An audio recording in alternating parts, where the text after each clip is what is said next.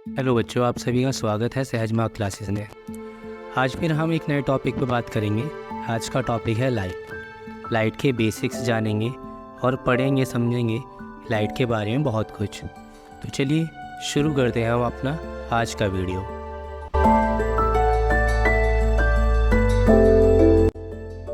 तो पहला topic light है।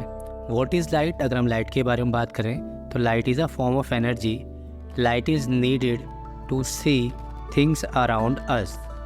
लाइट एक ऐसी फॉर्म ऑफ एनर्जी है जिसकी मदद से हम अपने आसपास की चीज़ों को देख पाते हैं। विदाउट लाइट हम अपने आसपास की चीज़ों को ना तो देख सकते हैं ना ही उन्हें वो हमें दिखाई देती हैं।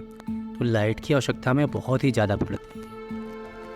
अगला टॉपिक हमारा लुमिनियस ऑब्जेक्ट। लुमिनियस ऑब्जेक्ट्स की बात करें अगर हम डेफिनेशन के थ्रू, तो the object like the sun, other stars, electric bulb, tube light, torch, candle and fire, etc. which emit their own lights are called luminous objects.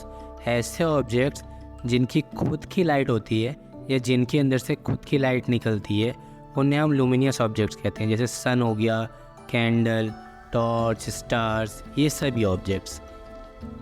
Next topic है हमारे पास non luminous objects.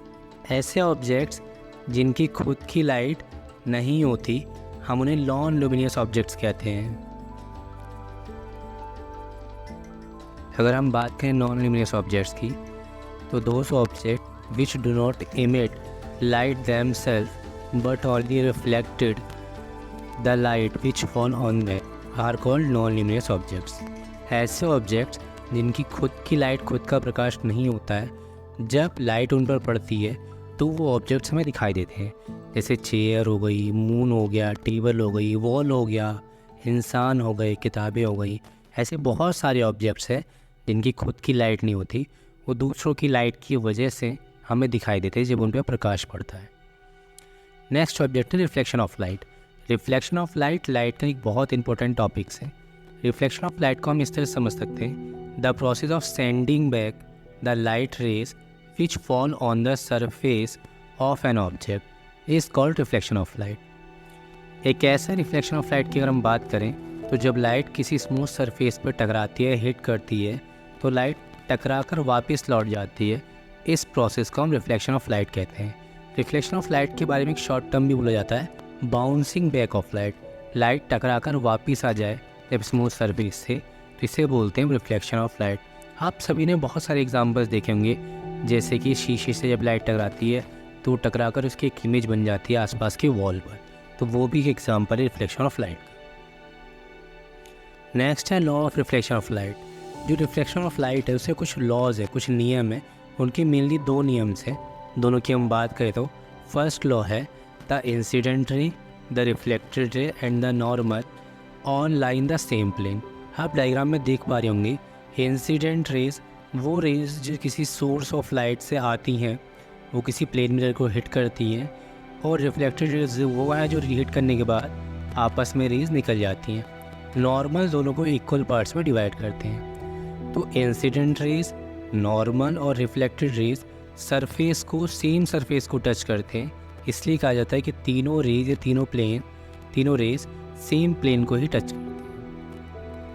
Next law है हमारे पास, the angle of reflection is always equal to angle of incidence. जिस angle से light आती है, hit करने के बाद स्मूथ सरफेस को, उसी एंगल से लाइट जाती है। इसीलिए कहा जाता है angle of incident is always equal to angle of reflection.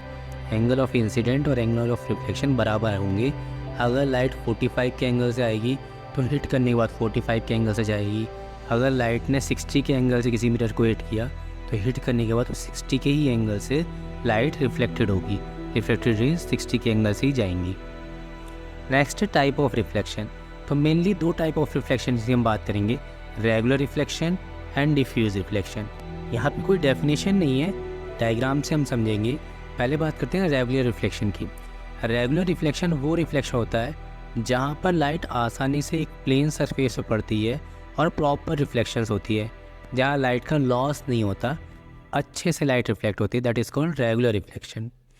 बात करें डिफ्यूज रिफ्लेक्शन की, तो जब सरफेस जो है वो स्मूथ नहीं होता, रफ़ होता है बहुत ज़्यादा, उस टाइम पर जो रिफ्लेक्शन होता है उसे हम डिफ्यूज़ रिफ्लेक्शन कहते हैं। एग्ज़ाम्पल की बात करें हम दोनों की, तो जैसे हमने बात की कि अगर लाइट मिरर पर पड़ती है तो उसकी एक अच्छी इमेज, एक अच्छी खासी इमेज वॉल पे बन जाती है। पर मान लीजिए अगर किसी लाइट को आप किसी बुक की शीट पे डाल रहे हैं तो वो लाइट चारों तरफ फैल जाती है, या किसी बर्तन में अगर कोई लाइट पड़ती है वेसल में तो वो भी चारों तरफ फैल जाती है, वो अच्छे से रिफ्लेक्शन नहीं करती है। तो जब सरफेस रफ़ होता है तो ऐसे कंडीशन में अच्छे से रिफ्लेक्शन नहीं होता, एक अच्छी इमेज नहीं बनती है। हमारे पास नेक्स्ट टॉपिक है ऑब्जेक्ट एंड इमेज। बात करें ऑब्जेक्ट्स की तो anything which gives out light rays is called an object. ऐसा कोई भी सबस्टेंस जिसमें से लाइट आती है उसे हम ऑब्जेक्ट कह सकते हैं। जैसे जब लाइट किसी भी ऑब्जेक्ट पर पड़ती है तो उसमें से लाइट निकलती नज़र आती है, और सामने हम मिरर रख दें तो हमें ऐसा लगता है कि उसमें से लाइट निकल के हमारे पास तक आ रही है, या हमारे आँखों में पड़ती है तो हमें ऑब्जेक्ट दिखाई देता है। बात करें इमेज की तो image is an optical appearance produced when light rays coming from an object are reflected from a mirror. Image क्या है? इमेज को इस तरह हम समझ सकते हैं कि जैसे मान लीजिए कोई ऑब्जेक्ट रखा हुआ है और सामने कोई मिरर रखा हुआ है, तो जब कोई लाइट किसी ऑब्जेक्ट पर पड़ेगी तो ऑब्जेक्ट से लाइट हिट होकर मिरर पर पड़ेगी, और मिरर पे से लाइट जब रिफ्लेक्ट होगी तो उसकी एक इमेज बन जाएगी, उसका एक अपीयरेंस बन जाएगा, उसे हम इमेज कहते हैं। ऑब्जेक्ट के लिए एक सीधी सी डेफिनेशन ये भी होती है, सिंपल डेफिनेशन, कि ऑब्जेक्ट उसे कह सकते हैं जिसकी इमेज बन सकती है मिरर में। जिसकी इमेज नहीं बन सकती हम उसे ऑब्जेक्ट में कंसिडर नहीं कर सकते। सो आई होप, उम्मीद है आप सभी को वीडियो पसंद आई होगी। अगर वीडियो पसंद आई तो लाइक, शेयर एंड सब्सक्राइब कीजिएगा चैनल को। Thank you. आज के लिए इतना ही। जय हिंद।